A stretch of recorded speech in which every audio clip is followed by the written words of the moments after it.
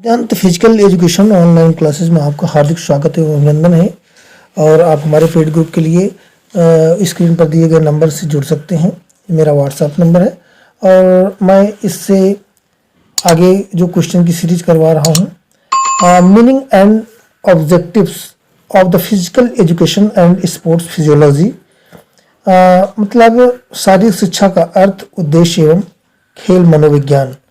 तो इसकी क्वेश्चन की सीरीज का 36वां क्वेश्चन हम आपके सामने ये स्क्रीन पर है।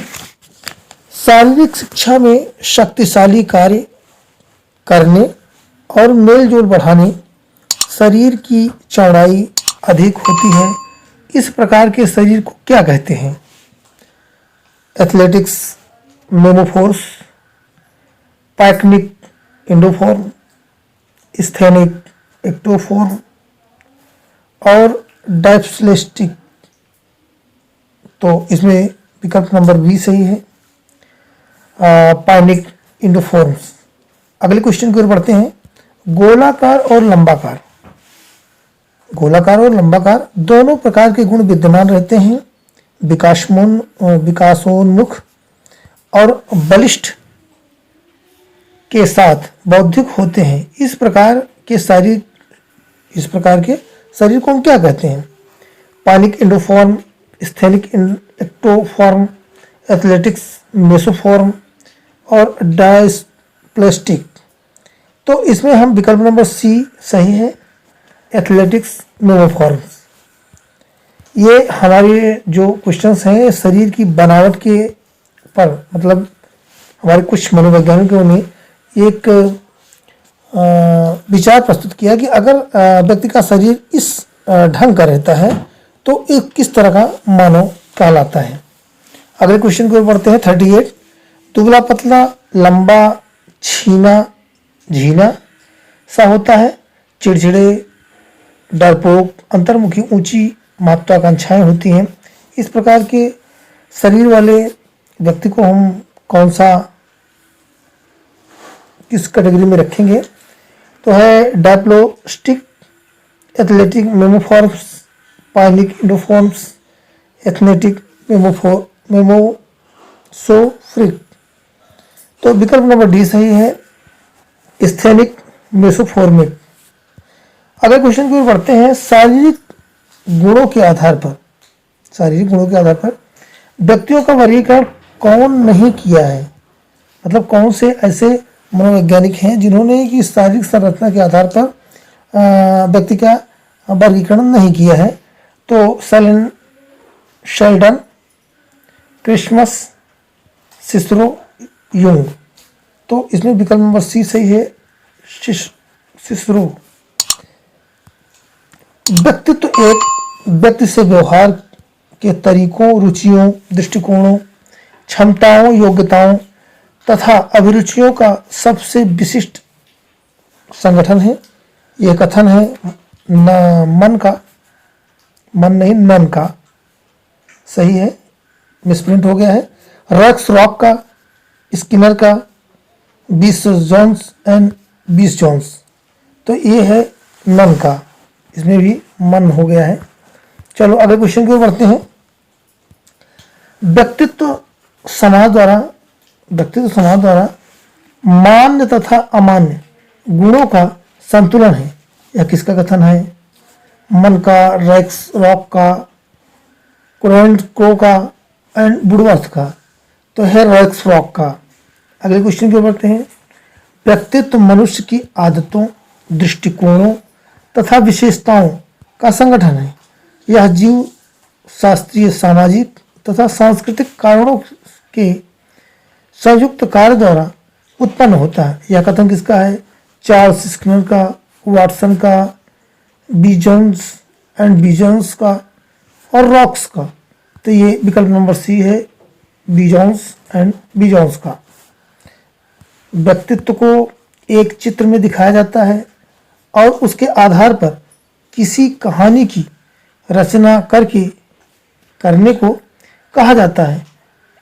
यह व्यक्तित्व मापन की कौन सी विधि है? क्रिया परीक्षण विधि, मानदंड मूल्यांकन विधि, व्यक्तित्व परिसूची विधि और प्रक्षेपण विधि। तो यह प्रक्षेपण विधि है, विकल्प नंबर डी सही है। अगले क्वेश्चन नंबर 44, एक व्यक्ति के विशेष गुण या कार्यकुशलता का मूल्यांकन उसके साथ रहने वाले लोगों से करवाया जाता है। व्यक्तित्व मापन की कौन सी विधि है? मानदंड मूल्यांकन, प्रक्षेपण विधि, साक्षात्कार विधि और क्रिया परीक्षण विधि। तो यह विकल्प नंबर ए सही है, मानदंड मूल्यांकन विधि। मनोविज्ञान मानव व्यवहार एवं मानव संबंधों का अध्ययन है। ये किसका विचार है? क्रो एंड क्रो का, स्किनर का, रॉस का, वाटसन का। तो यह विचार है क्रो एंड क्रो का। अगले क्वेश्चन की ओर बढ़ते हैं। मनोविज्ञान चेतना का विज्ञान है। यह विचार किसका है? वुडवर्थ का, फ्राइड का, जेम्स ड्रेवर का और वाटसन का। तो यह क्वेश्चन नंबर विकल्प नंबर सी सही है, जेम्स ड्रेवर का। मनोविज्ञान व्यवहार का बुद्ध विज्ञान है। मनोविज्ञान व्यवहार का शुद्ध विज्ञान है। यह कथन किसका है? वाटसन का, वुडवर्थ का, चार्ल्स स्किनर का, डिस्कॉर्टिज का। तो ये विकल्प नंबर बी सही है, वाटसन का। मनोविज्ञान वातावरण के अनुसार व्यक्ति के कार्यों का अध्ययन करने वाला विज्ञान है। यह कथन किसका है? फ्राइड का है, वुडवर्थ का है, वाटसन का है और चार्ल्स स्किनर का है। तो ये वुडवर्थ का है। मनोविज्ञान जीवन की विविध परिस्थितियों के प्रति प्राणी की प्रतिक्रियाओं का अध्ययन कराता है। ये किसका कथन है? वुडवर्थ का है, डिस्कॉर्टिज का है, चार्ल्स स्किनर का है, किसका भी नहीं है। तो यह है चार्ल्स स्किनर का, विकल्प नंबर सी सही है। मनोविज्ञान मानसिक रूप से व्यवहार का अनुवाद व उल्लेख है। कथन किसका है? विलियम्स का, वुडवर्थ का, वाटसन का और रॉस का। ये विकल्प नंबर डी सही है और रॉस का। क्वेश्चन नंबर 51, किसी एक खेल से सीखे गए कौशल दूसरे खेल कौशल सीखने में सहायक होते हैं तो उसे हम कौन सा स्थानांतरण कहते हैं? इसको हम पहले भी बता चुके हैं। अगर कोई भी खेल है, खेल को जैसे क्रिकेट है, तो क्रिकेट को खेलने के लिए अगर हमने टेनिस खेली है तो क्रिकेट खेलना आसान है। अगर हमने खो खो के खिलाड़ी हैं और उसको क्रिकेट खेलना होगा तो उसका सकारात्मक प्रभाव नहीं बल्कि नकारात्मक प्रभाव पड़ेगा। तो ये जो ऊपर का क्वेश्चन है, इसका जो विकल्प नंबर सकारात्मक होगा, क्योंकि अगर एक कौशल को सीखने के बाद उसी के सापेक्ष दूसरा कौशल हम सीखते हैं तो ये सकारात्मक परिवर्तन कहा जाएगा और सकारात्मक स्थानांतरण कहा जाएगा। फिर एक खेल के सीखे गए कौशल को दूसरे खेल कौशल सीखने का अवरोध पैदा करता है तो उसे हम कौन सा स्थानांतरण कहेंगे? स्वाभाविक सी बात है, अगर उल्टा होगा तो हम नकारात्मक कहेंगे। विकल्प नंबर ए सही है। समस्याएं और स्थितियां जितनी अधिक जीवन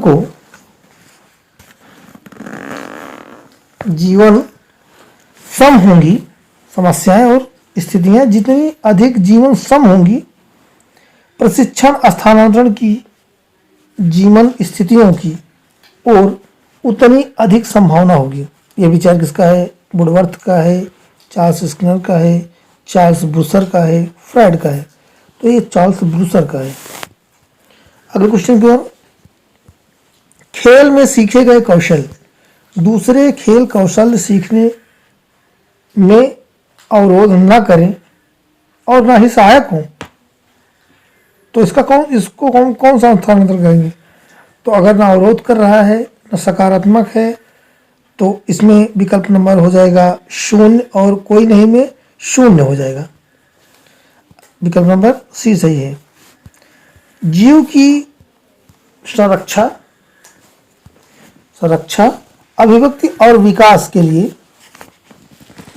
खेल एक महत्वपूर्ण कारक है।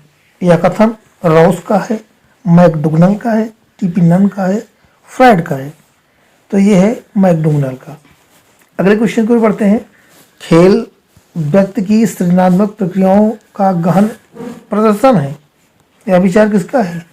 टीपी नन का, फ्रायड का, क्रो एंड क्रो का, रॉस का। ये जो इसमें विकल्प नंबर ए सही है, टीपी नन का। खेल एक आनंदप्रद, स्फूर्तिदायक सृजनात्मक प्रक्रिया है जिसमें व्यक्ति पूर्ण रूप से अपनी अभिव्यक्ति पाता है। यह विचार किसका है? फ्रायड का है, वुडवर्थ का है, मैकडुगनल का है, रॉस का है। तो ये इसमें विकल्प नंबर डी सही है, रॉस का है। जब हम स्वतंत्र होकर जो अपनी इच्छा से करते हैं उसे हम खेल कहते हैं। ये कथन किसका है? क्रो एंड क्रो का है, ग्लूलिक का है, वाटसन का है, कार्ल ग्रूज का है। तो यह है ग्लूलिक का। विकल्प नंबर बी सही है। खेल एक सिद्धांत के अतिरिक्त ऊर्जा का सिद्धांत किसका है? मतलब खेल के सिद्धांत में अतिरिक्त ऊर्जा का सिद्धांत, यह किसका सिद्धांत है? सीलर, हार्वर्ड, स्पेंसर का, कार्ल ग्रूज का, वाटसन का, क्रो या मैकडुगनल का। तो ये विकल्प नंबर ए सही है, शीलर, हार्वर्ड, स्पेंसर का। अगले क्वेश्चन को पढ़ते हैं। मनोरंजन का सिद्धांत, खेल के इस सिद्धांत को किसने दिया था? मनोरंजन का सिद्धांत, खेल के सिद्धांत को किसने दिया था? मैकडुगनल ने, अरस्तु ने, Lord Christie P W Patrick ने, स्टेनल हॉल ने। तो ये विकल्प नंबर सी सही है, Lord Kemps TP W Patrick. Question number 60। Nisarga अनुष्ठान सिद्धांत, खेल के इस सिद्धांत के प्रवर्तक कौन है? स्टेनली हॉल है, मैकडुगनल है, अरस्तु है, वाटसन है। तो इसके सिद्धांत के प्रतिपादक हैं मैकडुगनल। रेचक सिद्धांत, खेल के इस सिद्धांत को किसने बनाया? वाटसन ने, कार्ल ग्रूज ने, मैकडुगनल ने, अरस्तु ने। तो यह कथन मतलब जो सिद्धांत खेल रेचक का सिद्धांत है, इसको अरस्तु ने प्रतिपादित किया था। अगले क्वेश्चन की ओर, पूर्वावृत्ति का सिद्धांत किसने प्रतिपादित किया? स्टेनली हॉल ने, क्रो एंड क्रो ने, मैकडुगनल ने, जॉन डीवी ने। तो इसको स्टेनली हॉल ने किया था। विकल्प नंबर ए सही है। पूर्वाधारण का सिद्धांत, इस सिद्धांत को प्रतिपादित किसने किया था? क्रो एंड क्रो ने, जॉन डीवी ने, कार्ल ग्रूज ने, अरस्तु ने। तो विकल्प नंबर इसमें सी सही है, कार्ल ग्रूज ने। खेल ही जीवन है। खेल के इस सिद्धांत को किसने प्रतिपादित किया? John Dewey, Freud, Stanley Hall, Watson. तो जॉन डीवी ने किया। अगले क्वेश्चन को पढ़ते हैं 65 नंबर। बालक अपने अंदर दबी हुई इच्छाओं का प्रदर्शन करके संतुष्ट होता है। यह कौन सा सिद्धांत है? मनोविश्लेषण का सिद्धांत, रेचक सिद्धांत, मूल प्रवृत्ति का सिद्धांत, इसमें से कोई नहीं। तो यह है मनोविश्लेषण का सिद्धांत। विकल्प नंबर ए सही है। व्यक्ति अपने गुण और योग्यताओं का प्रदर्शन करता है। यह खेल का कौन सा सिद्धांत है? पूर्वावृत्ति सिद्धांत, पूर्व धारण सिद्धांत, आत्म अभिव्यक्ति सिद्धांत, इसमें से कोई नहीं। तो ये है आत्म अभिव्यक्ति, क्योंकि व्यक्ति अपने गुणों की योग्यता का प्रदर्शन करता है। तो आत्म अभिव्यक्ति का सिद्धांत है। विकल्प नंबर सी सही है। खेल कैसी क्रिया है? उद्देश्यपूर्ण, निरुद्देश्यपूर्ण, दोनों है, इसमें से कोई नहीं। उद्देश्यपूर्ण है, खेल खेला जाता है तो इसके बिना किसी उद्देश्य के नहीं खेला जाता है। शिक्षा में खेल प्रणाली को लाने का श्रेय किसको है? ग्यूलिक को, वैलेंटाइन को, कार्ल ब्रेकुक को, रॉक्स को। तो यह विकल्प नंबर सी सही है, कार्ल ब्रेकुक को। अनुभव एवं प्रशिक्षण द्वारा व्यवहार में परिवर्तन लाना ही सीखना है। यह विचार किसका है? रॉस का, ग्लूलिक का, मेमोल का, गेट्स का। ये गेट्स का सिद्धांत है। सीखना व्यवहार के फलस्वरूप व्यवहार में कोई भी परिवर्तन है, या किसका कथन है? मेमोल का, गिलफोर्ड का, गेट्स का, क्रो का। तो यह है गिलफोर्ड्स का। क्वेश्चन नंबर 71, सीखना आदतों, ज्ञान और अभिव्यक्तियों का अर्जन है। यह कथन किसका है? क्रो को, गेट्स को, कॉन्वेक्स को, स्किनर का। तो ये क्रो का सिद्धांत है। सीखने का प्रमुख नियम क्या है? तत्परता का नियम है, अभ्यास का नियम है, प्रभाव या परिणाम का नियम है, परीक्षण का नियम है। तो परीक्षण का नियम है, विकल्प नंबर डी सही है। तत्परता का नियम, अभ्यास का नियम, प्रभाव या परिणाम का नियम, इन प्रमुख सीखने के नियमों का प्रतिपादन किसने किया? Pavlov, Kohler, Thorndike, Watson. तो इसको किया था थॉर्नडाइक। अगले क्वेश्चन की ओर बढ़ते हैं। सीखने में पठार का अर्थ क्या है? सीखने की क्रिया धीमी होना, सीखने की क्रिया मध्यम होना, सीखने की क्रिया तेज होना और सीखने की क्रिया रुक जाना। तो सीखने की क्रिया रुक जाना ही पठार कहलाता है। अगले क्वेश्चन की ओर बढ़ते हैं। सीखने की वक्र रेखा क्या प्रस्तुत करती है? सीखने की उतार चढ़ाव, सीखने की तेजी, मंदता और रुकना और सीखने का चढ़ाव। इसमें से कुछ भी नहीं। तो सीखने को तेजी, मंदता और रुकना यह प्रदर्शित करती है सीखने के वक्र रेखा का सिद्धांत। अगले क्वेश्चन की ओर बढ़ते हैं। सीखने के सिद्धांत त्रुटि और प्रयास का प्रतिपादन किसने किया? Kohler, Pavlov, Thorndike, Watson. तो इसको किया था थॉर्नडाइक ने। शारीरिक शिक्षा के कौशल, अभ्यास और बार बार क्रियाभ्यास के समय तंत्रिका तंत्र के पथ स्थापित होता है। यह सीखने के किस सिद्धांत से संबंधित है?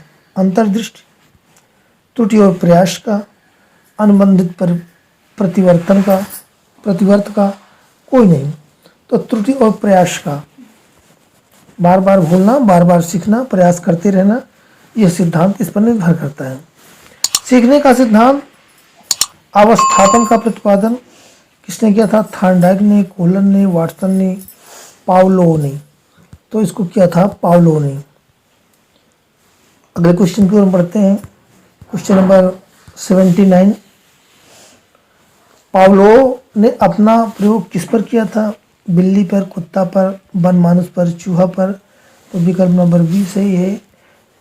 ये हमारे पूर्व के वीडियो में भी पढ़ाया गया है और ये क्वेश्चन वेरी वेरी इम्पोर्टेंट है।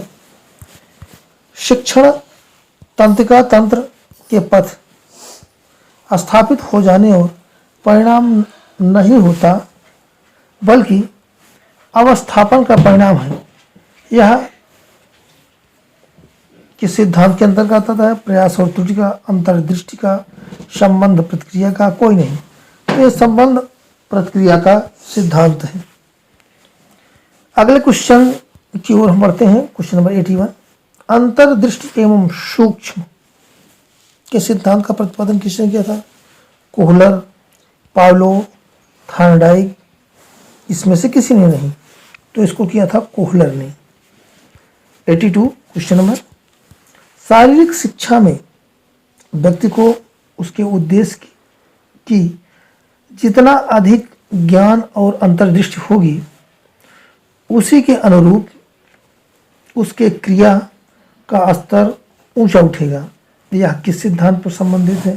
त्रुटि और प्रयास का, संबंध प्रतिक्रिया का, सूझ और अंतर्दृष्टि का, इसमें से किसी नहीं। तो विकल्प नंबर सी है, सूझ एवं अंतर्दृष्टि का। अगले क्वेश्चन की ओर बढ़ते हैं। कोहलर ने अपना प्रयोग किस पर किया था? बिल्ली, बनमानुष, कुत्ता, इसमें से किसी नहीं। तो ये बनमानुष पर। उद्दीपक प्रतिक्रिया सिद्धांत का प्रतिपादन किया है या किसने किया है? Pavlov, Kohler, CL Hall, Thorndike. तो इसको किया था थॉर्नडाइक ने। प्रेरणा कार्य को आरंभ करने, जारी रखने और नियमित करने की प्रक्रिया है। यह विचार किसका है? गुड का, फ्रेंच फील्ड का, एवरेल का, लावेल का। तो यह है गुड का। क्वेश्चन नंबर 86 और इस सीरीज का ये अंतिम क्वेश्चन है। अभिप्रेरणा एक मनोवैज्ञानिक एवं आंतरिक प्रेरणा है जो किसी आवश्यकता की उपस्थिति से उत्पन्न होती है। यह ऐसी क्रिया है की ओर गतिशील होती है जो उस आवश्यकता को संतुष्ट करेगी। इस विचार को किसने कहा था? गुड ने, पावलोव ने, थॉर्नडाइक ने। तो है लावेल ने। किसने किया था? विकल्प नंबर 2 सही है, बी सही है, लावेल ने। मित्रों, ये पार्ट नंबर 8 है। इसमें हमने 50 क्वेश्चंस कराए हैं। महत्वपूर्ण क्वेश्चन हैं ये। हर परीक्षा में इतना ही नहीं, ये अच्छी IAS सिविल सर्विसेज की परीक्षा में, SSC की परीक्षा में, TGT, PGT में और KBS, नवोदय, ये जितनी भी परीक्षाएं होती हैं, सिद्धांत के 1 से 2 क्वेश्चन आते हैं और जितने सिद्धांत बताए हैं इससे अधिक साहित्य शिक्षा मनोविज्ञान में कोई भी प्रश्न नहीं आएगा। और मित्रों, वीडियो को अंत तक देखें, लाइक, शेयर और सब्सक्राइब करें। अपने मित्रों में इसका ज़्यादा से ज़्यादा शेयर करें जिससे अधिक से अधिक लोगों को लाभ मिल सके। मेरे विचार से धन्यवाद। Bye bye.